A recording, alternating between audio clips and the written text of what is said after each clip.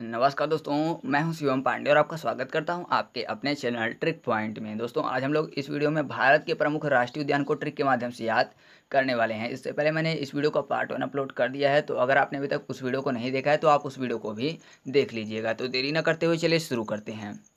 कांवला राष्ट्रीय उद्यान जो कि तेलंगाना में स्थित है। तो तेलंगाना में एक शब्द लिखा हुआ है तेल और कांवला में शब्द छिपा हुआ है आंवला।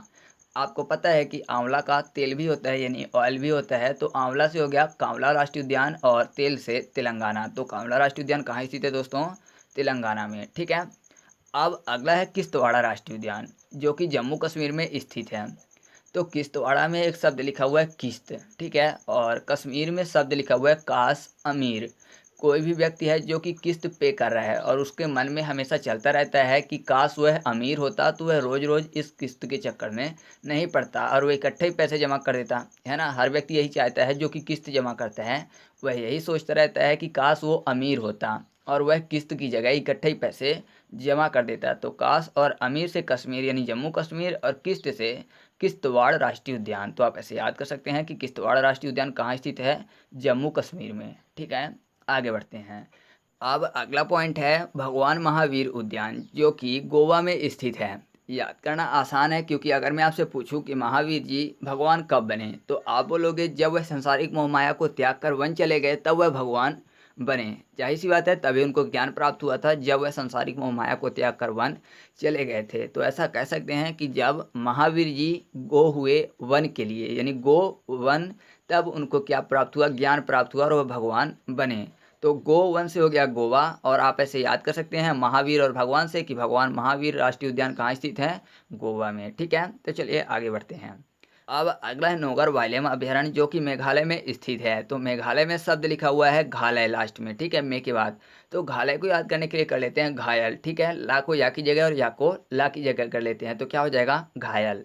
और नौगर वाइल्ड में एक शब्द लिखा हुआ है नोग, याद करने के लिए कर लेते हैं नाग। तो जाहिर सी बात है अगर किसी को नाग डस लेगा तो क्या हो जाएगा?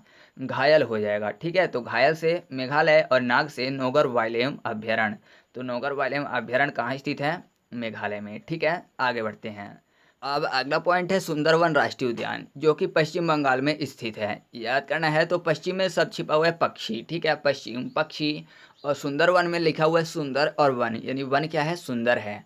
तो अगर मैं आपसे बोलूं कि कोई भी वन है वह बहुत सुंदर है, मतलब उस वन में क्या है? बहुत सारे फूल लगे हुए हैं, फल लगे हुए हैं, मतलब पूरी टाइम उसमें हरियाली रही आती है। तो वन देखने में कैसा है? बहुत ज़्यादा सुंदर है। तो जाहिर सी बात है कि वहाँ पे पशु पक्षियों की कमी नहीं होगी, बहुत ज़्यादा पशु पक्षी भी होंगे। तो पक्षी से क्या हो जाएगा? पश्चिम बंगाल। तो सुंदरवन राष्ट्रीय उद्यान कहाँ स्थित है?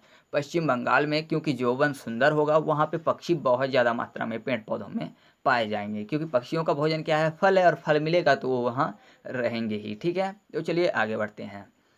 अब अगला है रोहिला राष्ट्रीय उद्यान जो कि हिमाचल प्रदेश में स्थित है।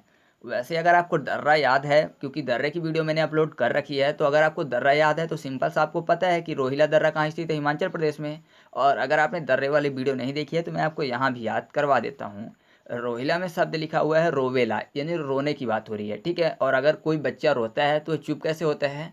माँ के आंचल में। तो माँ के आंचल से हो गया हिमांचल, क्योंकि हिमांचल में ही के बाद शब्द क्या लिखा हुआ है? माँ और आंचल। तो माँ के आंचल में बच्चा चुप हो गया क्योंकि पहले बच्चा क्या कर रहा था? रो रहा था। तो रोहिला से रोहिला राष्ट्रीय उद्यान। तो आप ऐसे याद कर सकते हैं कि रोहिला राष्ट्रीय उद्यान कहाँ स्थित है? हिमाचल प्रदेश में। ठीक है, तो चलिए आगे बढ़ते हैं। अब अगला है पाखुई वन्यजीव अभ्यारण्य जो कि अरुणाचल प्रदेश में स्थित है। तो पाखुई में शब्द लिखा हुआ है पंख और उड़ी। ठीक है, पाखुई पंख उड़ी। कोई व्यक्ति बोल रहा है कि पंख है तो उड़ो। और अरुणाचल प्रदेश में भी आके बाद शब्द क्या लिखा हुआ है? अरे उड़ चल। ठीक है, अरुणाचल अरे उड़ चल। तो पंख होगा तभी तो उड़ेगा। तो आप सिंपल से याद कर सकते हैं कि पाखुई वन्यजीव अभ्यारण्य कहाँ स्थित है? अरुणाचल प्रदेश में, क्योंकि जब तक पंख नहीं है तब तक कोई भी पक्षी नहीं उड़ चलेगा। उड़ेगा तभी जब उसके पास पंख होगा। ठीक है, तो याद रहेगा। आगे बढ़ते हैं।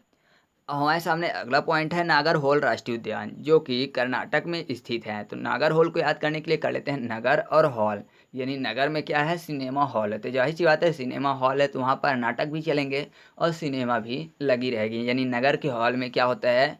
कभी कभी नाटक भी होता है और कभी कभी सिनेमा भी लगता है। तो नाटक से क्या हो गया? कर्नाटक। तो आप ऐसे याद कर सकते हैं कि नागरहोल राष्ट्रीय उद्यान कहाँ स्थित है? कर्नाटक में स्थित है। ठीक है, और इससे पहले एक था नोगर वाइलेम राष्ट्रीय उद्यान, तो उसको हम लोगों ने नाग से याद किया था कि नाग अगर किसी को काटता है तो क्या हो जाएगा, लोग घायल हो जाएंगे। ठीक है, तो घायल से मेघालय। तो चलिए आगे बढ़ते हैं।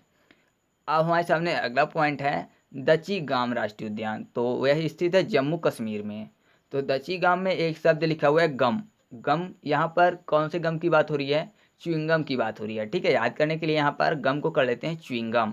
तो अगर कोई भी स्थान है वहाँ पर च्युइंगम चिपका दिया जाए तो क्या होगा कि कोई भी व्यक्ति अगर उसमें बैठ गया तो जाहिर सी बात है कि वह जाम हो जाएगा। बहुत ज़्यादा च्युइंगम अगर कहीं पे चिपका हो और कोई व्यक्ति उसमें आके बैठ जाए तो वो जाम हो जाएगा।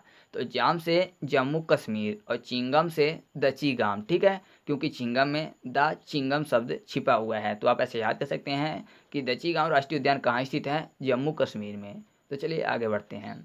अब हमारे सामने अगला पॉइंट है कान्हा किसली राष्ट्रीय उद्यान, साथ ही साथ बांधवगढ़ राष्ट्रीय उद्यान जो कि मध्य प्रदेश में स्थित है।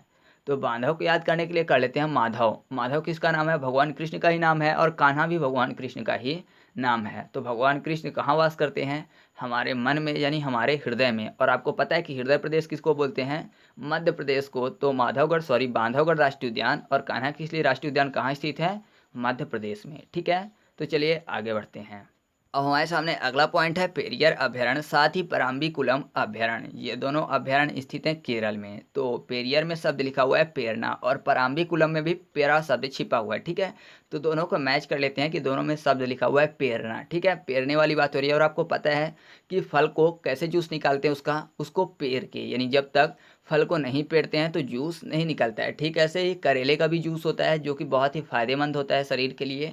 तो करेले को भी क्या करते हैं, उसका जूस निकालने के लिए उसको पेरते हैं। तो पेरने से पेरियर और साथ ही पराम्बीकुलम राष्ट्रीय उद्यान और करेले से केरला। तो दोनों राष्ट्रीय उद्यान कहाँ स्थित हैं, केरला में। ठीक है, अब अगला है मुदुमलाई राष्ट्रीय अभयारण्य जो कि तमिलनाडु में स्थित है।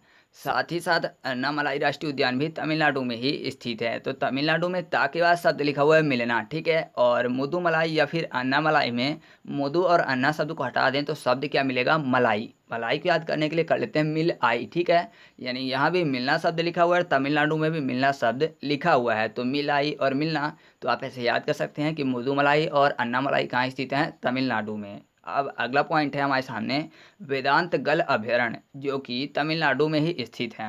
तो वेदांतगल में एक शब्द लिखा हुआ है वेद और तमिलनाडु में एक शब्द लिखा हुआ है तमिल। तो तमिल को याद करने के लिए कर लेते हैं तालीम। तालीम एक उर्दू शब्द है जिसका मतलब होता है शिक्षा। तो वेदों की क्या दी जाती है, शिक्षा दी जाती है। तो आप ऐसे याद कर सकते हैं कि वेदांतगल अभयारण्य कहाँ स्थित है, तमिलनाडु में। ठीक है, अब अगला पॉइंट है सिमलीपाल अभयारण्य जो कि उड़ीसा में स्थित है। तो उड़ीसा में अ के बाद शब्द लिखा हुआ है डीसा। डीसा को याद करने के लिए कर लेते हैं डिश एंटीना की बात हो रही है। और सिमलीपाल में सिम शब्द की बात हो रही है। सिम जो कि मोबाइल में यूज किया जाता है और आपको पता है कि दोनों ही नेटवर्क पे वर्क करते हैं, क्योंकि डिश का भी एक नेटवर्क ही होता है। जब तक वह नेटवर्क नहीं पाता, यानी जब तक उसमें सिग्नल नहीं मिलता, तब तक वह भी नहीं चलता। और सिम की भी ऐसी ही हालत है। तो आप दोनों को याद कर सकते हैं कि सिमलीपाल अभयारण्य कहाँ स्थित है, ओडिशा में। ठीक है, तो इस तरह से अपना वीडियो कंप्लीट हुआ। अब आपको कमेंट करके बताना है कि नागरहोल राष्ट्रीय उद्यान कहाँ स्थित है, साथ ही साथ किश्तवाड़ा राष्ट्रीय उद्यान कहाँ स्थित है, और एक आपको कमेंट करके बताना है कि वेदांतगल अभयारण्य कहाँ स्थित है। तो तीनों के आंसर आपको कमेंट करके बताने हैं। तो चलिए मिलते हैं अगले वीडियो में, तब तक के लिए जय हिंद।